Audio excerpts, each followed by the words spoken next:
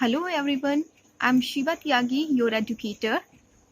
As all of you know that we have started a series of GK questions and we have completed our fourth series before. Today we will start our next series, and these series are very helpful for those who are preparing for all government exams. So let's start. The first question of this series is Champaran movement was related to. Let's have a look to all options. First option is land revenue, second is indigo cultivation, third is Santhal rebellion, and fourth is Kond rebellion. And the right answer is indigo cultivation. Indigo cultivation was related to Champaran movement. यानी कि जो Champaran movement है वो हुआ था Indigo cultivation के कारण ही. And if we talk about the other options, there is land revenue.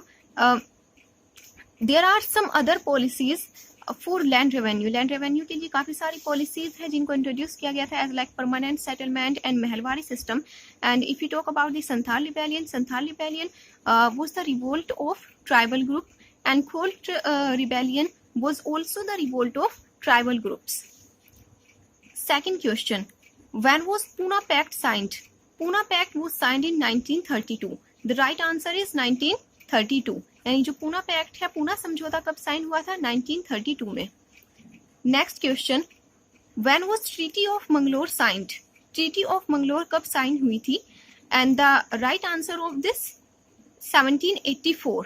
And if you talk about the treaty of Mangalore was introduced, was signed by Tipu Sultan and the British in the Second Mysore War. And if you talk about the 1782, if you talk about the other options, in 1782 Treaty of Salbai was signed. यानी कि 1782 में जो treaty sign हुई थी वो थी Treaty of Salbai, and 1784 में Treaty of Mangalore in the Second Mysore War.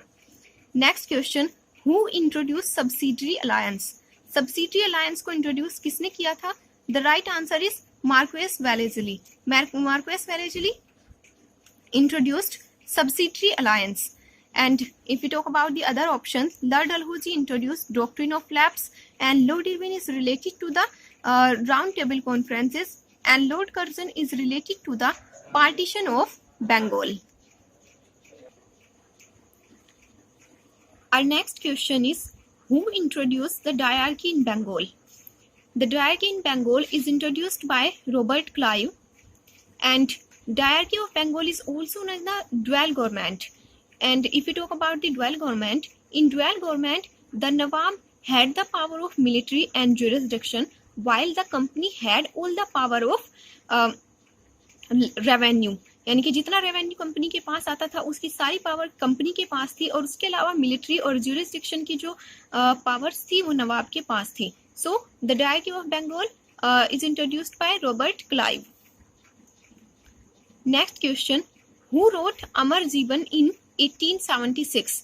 अमर जीवन was an autobiography which is written by Rasundari Devi. Rasundari Devi wrote अमर जीवन. यानी कि जो अमर जीवन है, अमर जीवन इज द पॉपुलर ऑटोबायोग्राफी, यानी कि वो एक लेट 19th सेंचुरी की एक पॉपुलर ऑटोबायोग्राफी है जो लिखी है रसुंदारी देवी ने. Next question, the first battle of Panipat was fought in? The right answer is 1556. And if we talk about the first battle of Panipat was fought between Babur and Ibrahim Lodi, and this battle laid the foundation of Mughal Empire in India. यानी कि पानीपत का जो युद्ध है ये वही युद्ध है जिसने भारत में मुगल एम्पायर की नींव रखी थी. And it was fought between Babur and Ibrahim Lodi in 1556. Next question, the Mughal empress who struck coins in her name was? The right answer is Noor Jahan. Noor Jahan was the wife of Jahangir, and the real name of Noor Jahan was Mehrun Nisa. जो नूर जहां है वो जहांगीर की wife थी, and नूर जहां एक Mughal empress है जिनके नाम पर जो सिक्के हैं वो चले थे, and the real name of Noor Jahan is Mehrun Nisa. Next question, Who introduced Mansabdari system? The Mansabdari system is introduced by Akbar. The right answer is Akbar. And there were 66 grades in the Mansabdari system introduced by Akbar. जो अकबर ने मनसबदारी system शुरू किया था उसमें 66 grades थे. और अगर हम मनसबदार की बात करते हैं, under मनसबदारी system the mansabdar is divided into ranks. और जो रैंक्स हैं वो डिवाइडेड थी जट एंड सवार में. यानी कि जो मनसबदार हैं वो मनसबदारी सिस्टम इंट्रोड्यूस हुआ था वो हुआ था अकबर के द्वारा. और इसमें जो मनसबदार थे उनको रैंक मिली हुई थी और जो रैंक है वो आगे चलकर जट और सवार में जिनको चेंज किया हुआ था. Next question, who adopted the title of Alamgir? यानी कि आलमगीर का जो टाइटल है वो किसको मिला था? The title of Alamgir is taken by Aurangzeb. Aurangzeb is known as the Alamgir and he is known as the conqueror of the world.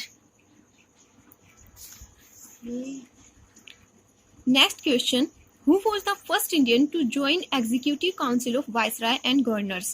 The right answer is Satyendra Prasad Sinha. Satyendra Prasad Sinha is the first Indian who joined Executive Council of Viceroy and Governors.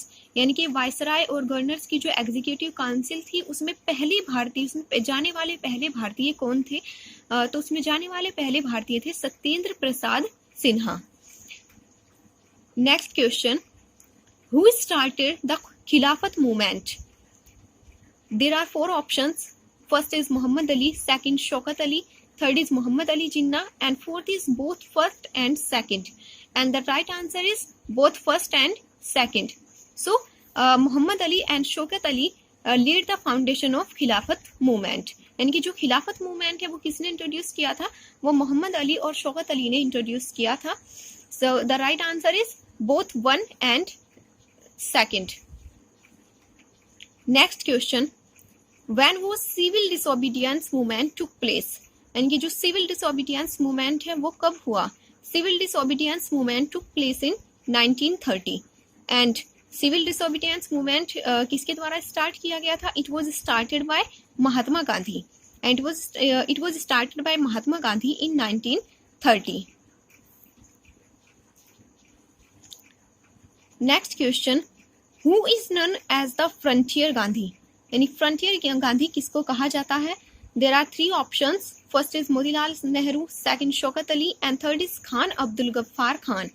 So the right answer is Khan Abdul Ghaffar Khan, and it is he is the same person who laid the foundation of खुदाई खिदमतगार. यानी कि खुदाई खिदमतगार करके एक organisation है जिसको organised किया था खान अब्दुल गफ्फार खान ने, और इनको फ्रंटियर गांधी के नेम से भी जाना जाता है. Next question, When was Morley Minto reforms came into existence? यानी कि जो Morley Minto reforms है वो कब existence में आया?